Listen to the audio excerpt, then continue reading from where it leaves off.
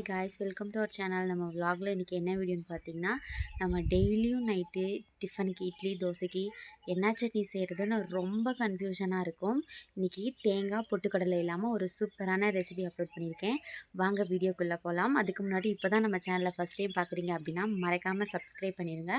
கீழே தெரியுற பெல் ஐக்கானை கிளிக் பண்ணிடுங்க. வாங்க வீடியோக்குள்ளே போகலாம். இந்த ஒரு கப் வெங்காயம் எடுத்துக்கலாம். இது வந்து ஒரு 15 சின்ன வெங்காயம் இருக்கும். நீங்கள் சின்ன வெங்காயம் இல்லை அப்படின்னா நீங்கள் பெரிய வெங்காயம் கூட சேர்த்துக்கலாம்.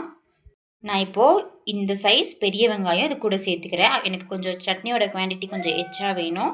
அதனால நான் இந்த ஒரு பெரிய வெங்காயம் இதில் ஆட் பண்ணிக்கிறேன். இதை நம்ம ஒரு மிக்ஸி ஜாருக்கு மாற்றிக்கலாம். 4 பெரிய சைஸ் தக்காளி, இதையும் வாஷ் பண்ணிவிட்டு கட் பண்ணிக்கலாம். 4 தக்காளி கட் பண்ணி இதில் ஆட் பண்ணிக்கலாம். இப்போ இது நல்லா நம்ம கிரைண்ட் பண்ணி எடுத்துக்கலாம். இந்த மாதிரி ஒரு வடை சட்டி வச்சுக்கலாம். அடுப்பு நல்லா ஹீட் ஆனதுக்கப்புறம் எண்ணெய் சேர்த்துக்கலாம். நீங்கள் எண்ணெய் வேணால் யூஸ் பண்ணிக்கலாம். இந்த மாதிரி சட்னி இதெல்லாம் நம்ம செய்யும்போது நல்லெண்ணெய் அப்படி இல்லைன்னா கடலை எண்ணெய் சேர்த்து செய்யும்போது டேஸ்ட் வந்து ரொம்ப நல்லாயிருக்கும். ஆனால் நீங்கள் வந்து அடி கனமான பாத்திரமாக பார்த்து எடுத்துக்கோங்க, இல்லைனா சீக்கிரமாக அடி பிடிச்சிரும்.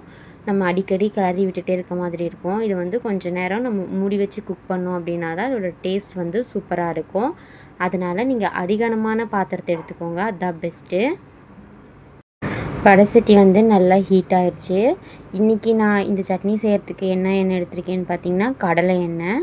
இன்றைக்கி வந்து கடலை எண்ணெய் ஊற்றி செய்யலாம் அப்படின்னு கடலை எண்ணெய் எடுத்திருக்கேன். உங்கள்கிட்ட கடலை எண்ணெய் இல்லை அப்படின்னா நீங்கள் உங்கள்கிட்ட என்ன இருக்கோ சமையலுக்கு நீங்கள் என்ன எண்ணெய் யூஸ் பண்ணுறீங்களோ அந்த எண்ணெயை நீங்கள் யூஸ் பண்ணிக்கோங்க.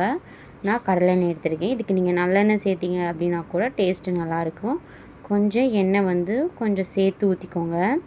ஏன்னா அப்போ தான் கொஞ்சம் எண்ணெய் பிரிஞ்சு வரும்போதெல்லாம் நல்லாயிருக்கும் டேஸ்ட். இந்த மாதிரி கார சட்னிக்கெலாம் எண்ணெய் கொஞ்சம் சேர்த்து செஞ்சோம் அப்படின்னா டேஸ்ட்டு நல்லாயிருக்கும். அதுக்கு தான் எண்ணெய் நல்லா காஞ்சதுக்கப்புறம் ஒரு ஸ்பூன் கடுகு போட்டுக்கலாம். நல்லா கடுகு வெடிக்கட்டும். இது கூட நல்லா ஃப்ரெஷ்ஷான ஒரு கொத்து கருவேப்பிலை எடுத்து வாஷ் பண்ணிவிட்டு அதில் சேர்த்துக்கலாம். கருவேப்பிலை நல்லா கிறிஸ்பி ஆகட்டும், மொறுமொறுன்னு வரட்டும். அதுக்கப்புறம் ஒரு 4 பூண்டு எடுத்து தோல் உரிச்சிட்டு இந்த மாதிரி தட்டி சேர்த்துக்கோங்க. தட்டி சேர்த்தோம்னா டேஸ்ட்டு நல்லாயிருக்கும். ஸ்மெல்லும் வந்து நல்லா கமகமன்னு இருக்கும். அதனால் இப்படி தட்டி சேர்த்துக்கோங்க. சைட்லேயே வந்து நான் மீல் மேக்கர் ரெடி பண்ணிகிட்ருந்தேன். மீல் மேக்கர் எப்படி பண்ணணும் அப்படிங்கிற வீடியோ வேணால் சொல்லுங்கள், நான் அப்லோட் பண்ணுறேன். நல்லா பூண்டு வந்து எண்ணெயிலேயே வதங்கட்டும் ஒரு 2 நிமிஷத்துக்கு. அது நல்லா ஒரு ப்ரௌன் கலர் மாதிரி வர வரைக்கும் நல்லா வதக்கிக்கலாம். அதுக்கப்புறம் நம்ம அரைச்சி வச்சுருக்க பேஸ்ட் எடுத்து இது கூட ஆட் பண்ணிக்க வேண்டியதான். பாருங்கள், இந்த மாதிரி நைஸாக அரைச்சி எடுத்துக்கோங்க. ரொம்ப நைஸாகவும் இல்லை, ரொம்ப குறனும் இல்லை, மீடியமாக அரைச்சி எடுத்துக்கோங்க. நம்ம அரைச்ச பேஸ்ட்டை இதுக்கப்புறம் நம்ம இந்த தாளிப்பில் சேர்க்க வேண்டியதான். சேர்த்துட்டு இந்த மிக்ஸி மூடியில் ஜாரில் இருக்கிறது எல்லாமே நல்லா வலிச்சு போட்டுக்கலாம். இப்போது இதை நல்லா எண்ணெய் கூட ஒரு கலரி விட்டுடலாம். இப்போது நம்ம தேவையான காரத்துக்கு தகுந்த மாதிரி ஸ்பைசஸ் எல்லாம் சேர்த்துக்கலாம். உப்பு ஃபஸ்ட்டு போட்டுக்கலாம். கல்லுப்பு போட்டுக்கோங்க, தேவையான அளவு கல்லுப்பு போட்டுக்கோங்க.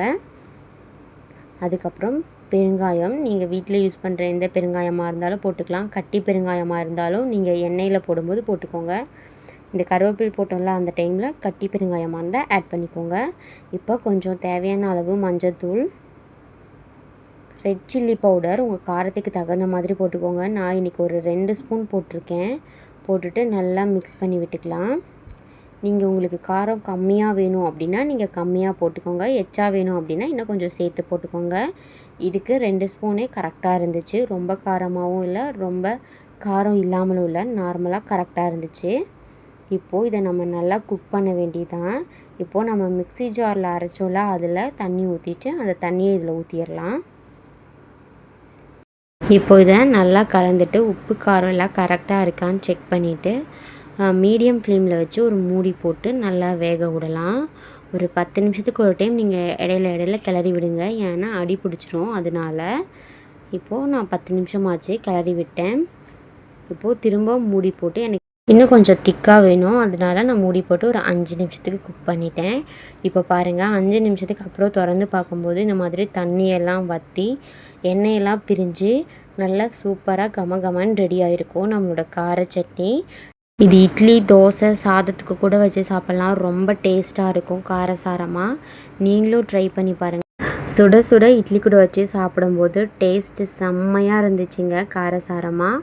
நாளைக்கு இன்னொரு சூப்பரான வீடியோவில் பார்க்குறேன். எல்லாருக்கும் பாய்.